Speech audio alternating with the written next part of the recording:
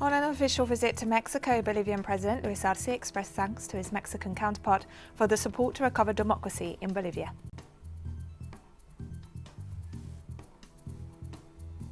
Cuban health authorities have announced that mass vaccination against COVID-19 is scheduled to begin in June.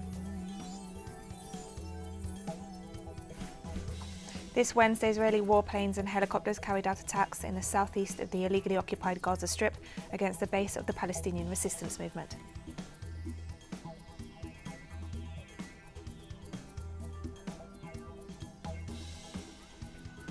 From the headquarters of teleSUR English in Havana, Cuba, this is From the South, I'm Katrina Goss.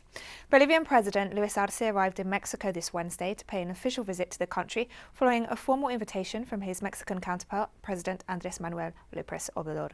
According to Arce's Twitter account, the presidential visit agenda includes discussions on several topics such as the pandemic, scientific technical cooperation, trade, investment, consular cooperation, facilities for Bolivian citizens in Mexico, foreign debt relief, and the importance of the community of Latin American and Caribbean states for the integration of the region.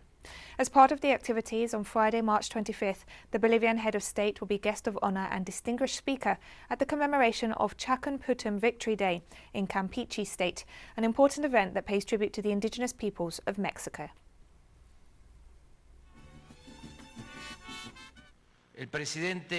President Arce is our friend, our comrade, our brother. He is the result of a popular and democratic indigenous movement in Bolivia that proved a new way of ruling, always in favor of the people, especially the poor, the outcasts. And Bolivian President Luis Arce noted that democracy was recovered in his country thanks to the support of friends such as Mexico. That is why President Manuel López Obrador, for me in particular, it is a double joy to be here, to be able to share with you the celebration of this important battle. But it is also symbolic for me to come to the country that offered me refuge, to the country that supported our process of change in Bolivia. In fact, this was precisely one of the reasons for the coup in 2019, lithium extraction. Bolivia was moving towards industrialization. We already had an important agreement with the German company that for Bolivia, which was the majority shareholder in this enterprise, meant we were going to benefit from the plant and the technology to produce and export lithium batteries from Bolivia. In the department of Cochabamba, there was already a company that was producing vehicles with batteries made in Bolivia. Unions in Brazil called for nationwide strike action in defence of human rights and life faced with the economic and health crisis caused by the COVID-19 pandemic. According to workers from several states, the protests are motivated by various issues, including denouncing President Jair Bolsonaro's handling of the pandemic, which has led to the worst health crisis in the country's history, with hospitals on the verge of collapse. Unions have stressed that the Bolsonaro administration's dismissal of the seriousness of the pandemic has created a division between health, life and the economy that only harms the population. Several social movements have joined the protests and stressed the urgent need to act in the face of some 3,000 COVID-19 deaths per day.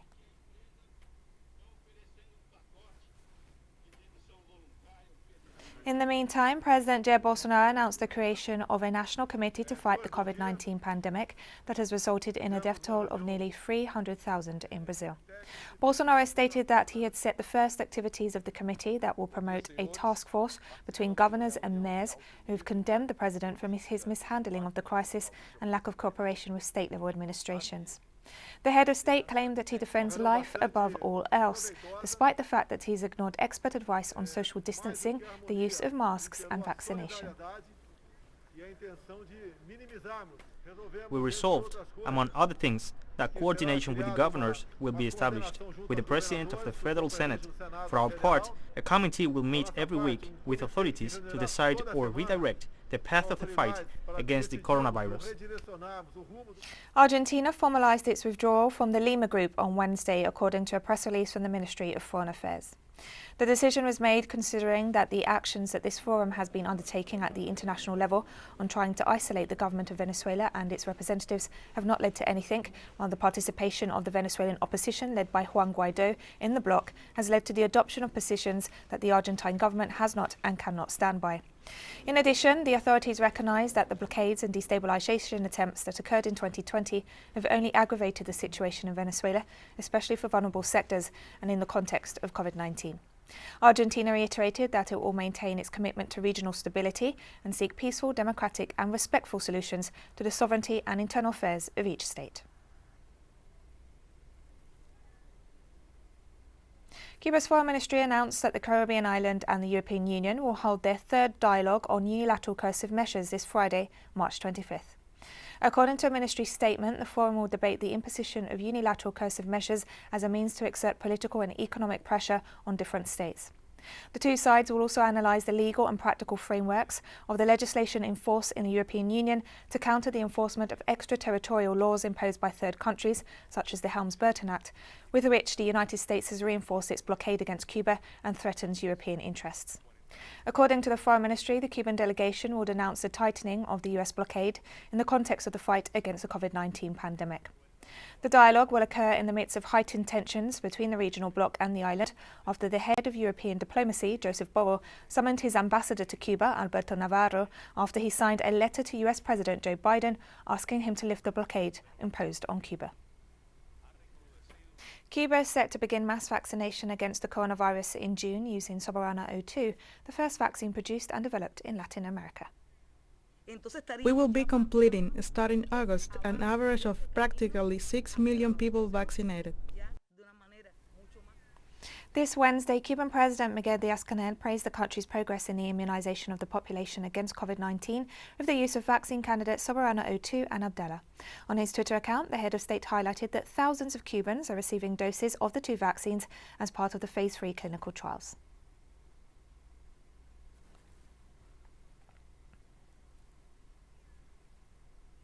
This Wednesday, the Russian Direct Investment Fund applied for the Sputnik V vaccine's inclusion in the global COVAX initiative. According to the drug's developers, Sputnik V is the second most approved COVID-19 vaccine globally. The most recent authorization for its emergency use came from the Vietnamese Ministry of Health. The COVAX mechanism, created by the World Health Organization and other bodies, aims to accelerate the development and production of vaccines against the novel coronavirus and provide fair and equitable access to them for all countries, regardless of income level.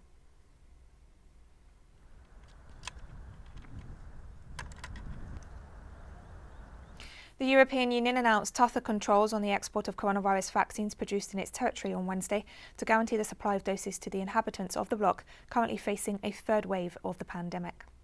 Officials are concerned that pharmaceutical firms will miss delivery targets in the coming months and are keen to ensure that member states will receive all the shots that have been promised for the second quarter. Vice President of the European Commission, Valdis Dombrovskis, announced that from now on, two additional elements will have to be considered to authorise exports: reciprocity with the country of origin and proportionality in the orders. This means EU authorities will now consider whether the destination country restricts its own vaccine exports or raw materials, and whether the destination country is ahead or behind the EU with its vaccine rollout. Comment what intentions are regarding the Austrian capital, Vienna, and two neighbouring regions will enter temporary lockdown over the Easter holiday in a bid to ease pressure on intensive care units as coronavirus cases surge. The government announced that restrictions on leaving home will be introduced between April 1st and April 6th in Vienna and the federal states of Lower Austria and Burgenland. Only specific exceptions, such as buying food and daily exercise, will be allowed, and museums and non-essential shops will be shut. In the eastern region, the requirement to wear masks, which is already enforced for public transport, shops and official buildings, will be extended to all indoor spaces with more than one person present.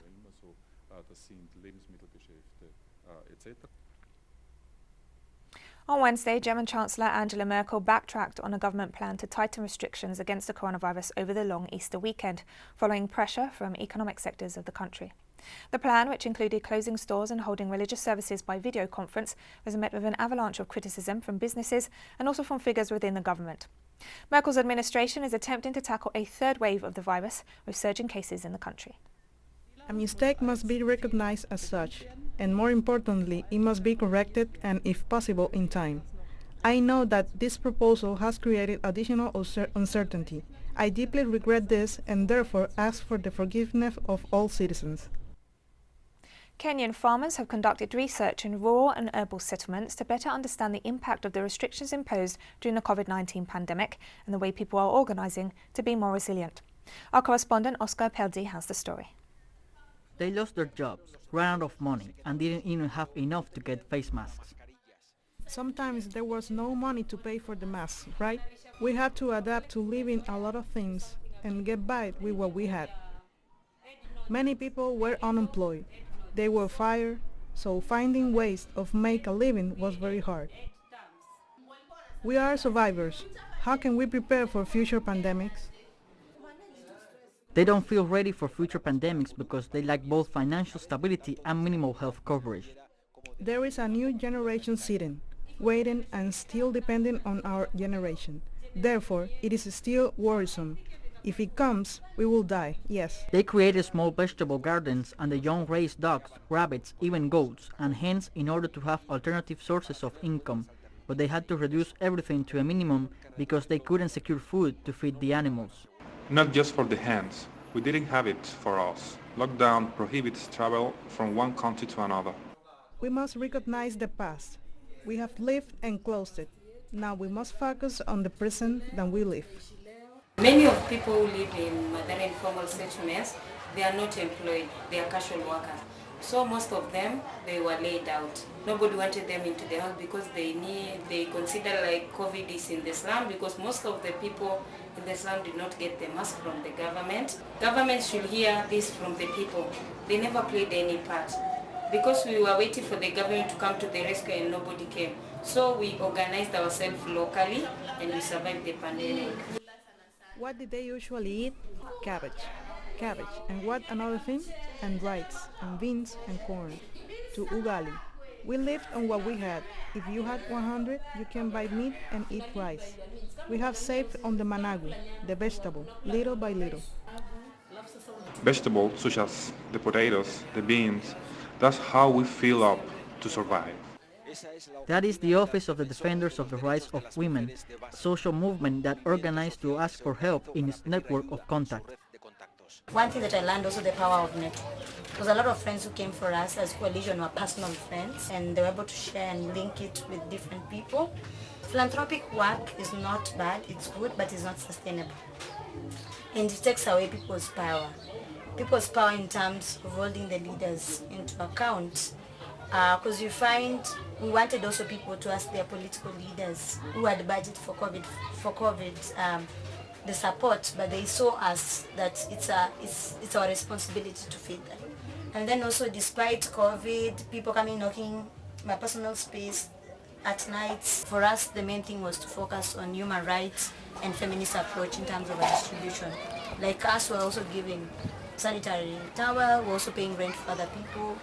We're also like buying beds, the ones the houses were getting to floods. Most of the girls, they were having unprotected sex and getting pregnant because of buying sanitary towels. The government aid was not only insufficient, but there were also disruptions in public services. Already minimal, even the water must be purchased in drums for 20 shillings. The purpose of this study is to analyze what should change in the future and to promote awareness, also to value good practices and empower the social basis so that they get involved and hold the political leaders accountable.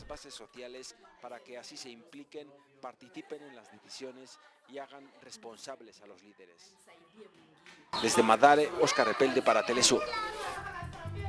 This Wednesday, Israeli warplanes and helicopters carried out attacks in the southeast of the illegally occupied Gaza Strip against the base of the Palestinian resistance movement. The Israeli army announced it had attacked a Hamas military post. There were also nighttime raids against positions in the city of Deir al-Balah in the centre of the occupied Palestinian territory. The Israeli regime claimed the attack was carried out in response to a rocket launched from Gaza towards Beersheba, the city to where Israeli Prime Minister Benjamin Netanyahu had travelled to try to mobilise the Bedouin population to vote for his party in the legislative elections.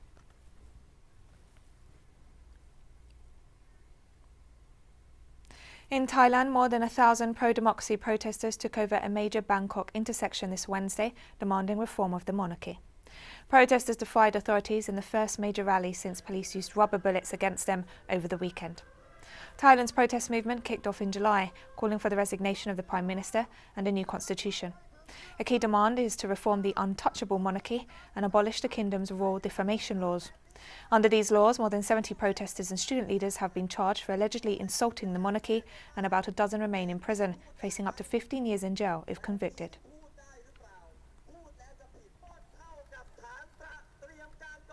US Secretary of State Antony Blinken was set to meet European Union Chief Ursula von der Leyen and Foreign Policy Chief Joseph Borrell for talks this Wednesday, having vowed to adopt a new approach to work closer with Washington's allies. In a wide-ranging speech at NATO headquarters in Brussels on his first official trip to Europe, Blinken tried to mark a shift under President Joe Biden from the combative approach of his predecessor Donald Trump, promising that Washington would not force its allies to take sides against China. The speech came just days after the United States and the European Union took a first step towards joint action against Beijing, unveiling synchronized sanctions on Monday.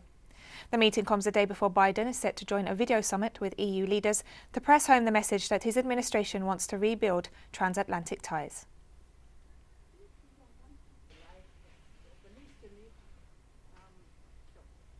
Journalists in Senegal have denounced intimidation and threats since opposition leader Ousmane Sonko was detained for several days earlier this month. Journalists have stressed that they are under fire from Sonko's supporters, especially after the publication of interviews in early February in which he was accused of rape. The situation worsened after the arrest of the opposition leader over the rape allegations, sparking unrest not seen for years in a country usually considered a beacon of stability in the volatile West African region. According to a top Senegalese journalist, intimidation by an opposition party or its supporters is a new reality, as the threats used to be subtler or mere intellectual diatribes. And we've come to the end of this news brief. But remember, you can find these and many other stories on our website at telesurenglish.net. You can also join us on social media. We're on Facebook, Twitter, Instagram and Telegram. For TeleSUR English, I'm Katrina Goss. Thank you for watching.